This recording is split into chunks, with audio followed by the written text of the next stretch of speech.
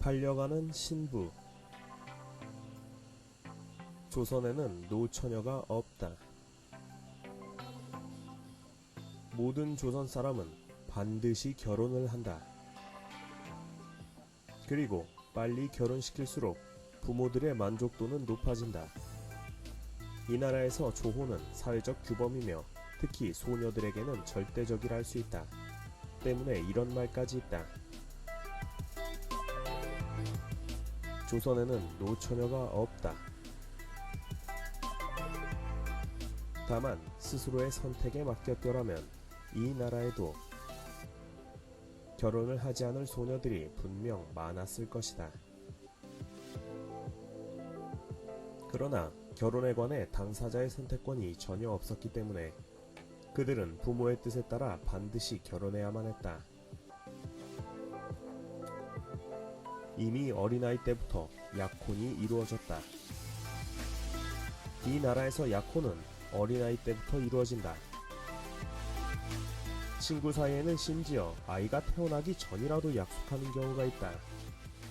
이봐 친구, 우리 자식 낳으면 앞으로 사돈 넷세. 좋지. 그렇게 약혼이 이루어지면 혼인에 사랑이나 고혼이 끼어들 여지는 거의 없어진다. 난 옆집 순이랑만 결혼해야 함? 모든 것이 아이들의 부모들에 의해 결정될 뿐이다. 중매쟁이의 뛰어난 입담. 조선에서 혼인은 항상 당사자가 아닌 사람들에 의해서 추진된다. 즉 남녀가 유별한 조선사회에서 연애결혼이란 거의 있을 수가 없었다. 때문에 조선사회에서는 중매 결혼을 위한 전문 사업도 있어서 어느 마을에든 중매쟁이로 알려진 사람들이 있기 마련이다. 그런데 이 중매쟁이들의 파워가 남달랐다. 장가는 보내야 하는데 어딘가 모자란 아들을 둔 경우라든가, 나이는 점차 들어가는데 아무도 데려가지 않으려는 응석바지 딸을 둔 경우라도 중매쟁이의 뛰어난 입담으로 혼인이 성사될 수 있었던 것. 남산골 무당 말이야, 그렇게 중매를 잘 선다며? 말도 말게, 어찌나 입담이 신통한지. 절름발이 곱추 귀머거리, 심지어 소경이라 바보까지 다 성공했다지. 속아서 멀쩡한 딸자식 시집보낸 부모들만 억장이 무너질 일이네. 돈이면 뭐든지 속일 수 있으니 참으로 교활한 매파가 아닌가. 때문에 신부는 실에게 온 후에야 신랑이 장애인임을 알게 되는 것이다.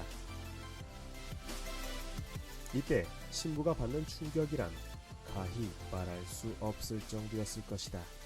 가뜩이나 평생을 주인으로 모시고 살 사람인데, 그러나 이미 엎질러진 물이었다. 신부로서는 운명으로 받아들이고 최선을 다하는 수밖에 없었다. 하지만 남자 측에게 이와 같은 문제는 전혀 없었다. 아내가 자신에게 적합하지 못하면 남자들은 신부를 돌려보낼 권한이 있었기 때문이다. 에이, 내 취향 아님 돌려보내. 조선의 여인들. 조선에서 여자들이란 남자들의 노예. 조선에서 여인들은 모든 면에서 남자들보다 하위에 있다. 중인, 평민뿐만 아니라 상류계층인 양반들에게도 예외는 없었다. 여자들은 교육의 기회도 철저히 박탈당했다. 이 나라의 여인들을 위한 교육기관은 어디에도 없었다. 가정에서도 조선 여인은 결코 남편의 동반자가 아니다. 여자들은 자신의 주인인 남편에게 항상 반말을 듣는 단지 하인과 같은 사람일 뿐이고, 극단적으로 말하면 노예였다. 만약 부인이 남편에게 존중을 받고 좋은 아내로 여겨지려면 무엇보다 남편의 명령에 잘 복종해야만 했다. 여기에 남편뿐만 아니라 시아버지 역시 며느리에게 명령할 권리가 있었다. 부부가 식사하는 광경. 남편들은 부인을 부를 때 어이, 야 라고 대충 부르고 항상 반말로 대했으며 아랫사람처럼 여긴다. 부인은 그런 남편이 식사하는 동안 부엌에 서서 항상 남편이 부르면 올 수 있는 거리에 있다. 만약 남편이 물 한 사발을 원하면 "어이, 물 가져와" 라고 소리치면 그만이다. 남편이 식사를 끝내고 다시 소리를 쳐 여인을 부르면 밥상을 가지고 나간다. "야, 상 치워라." 이 모든 시중을 다 들고 난 후에야 그는 남편이 남긴 음식으로 부엌에서 끼니를 겨우 때울 수 있었다.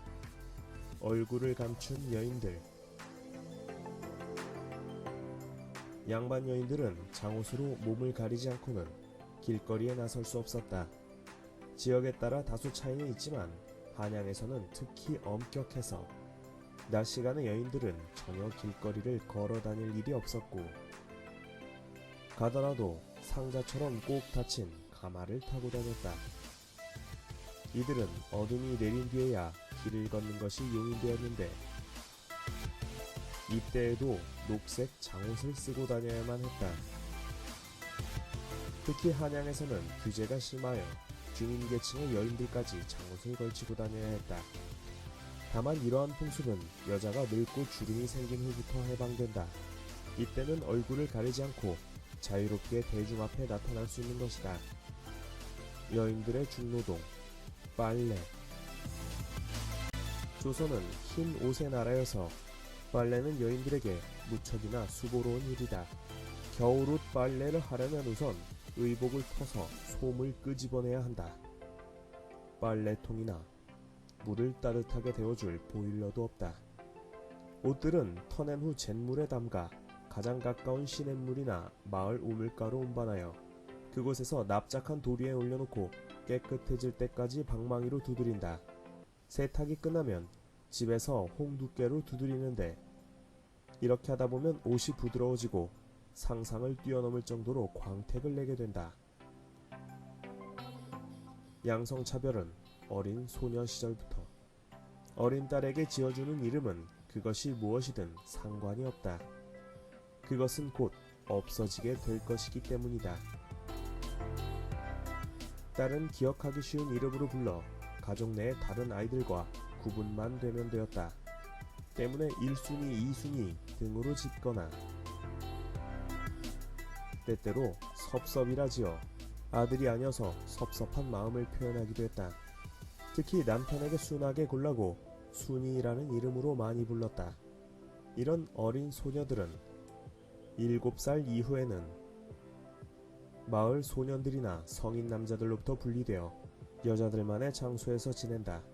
어린 소녀들은 이때부터 집안일을 닥치는 대로 하게 되는데, 특히 하루 종일 아기를 업고 지내기도 한다. 선교사들이 소녀들을 위해 세운 학교에서까지도 소녀들은 아기를 업고 등교할 정도다.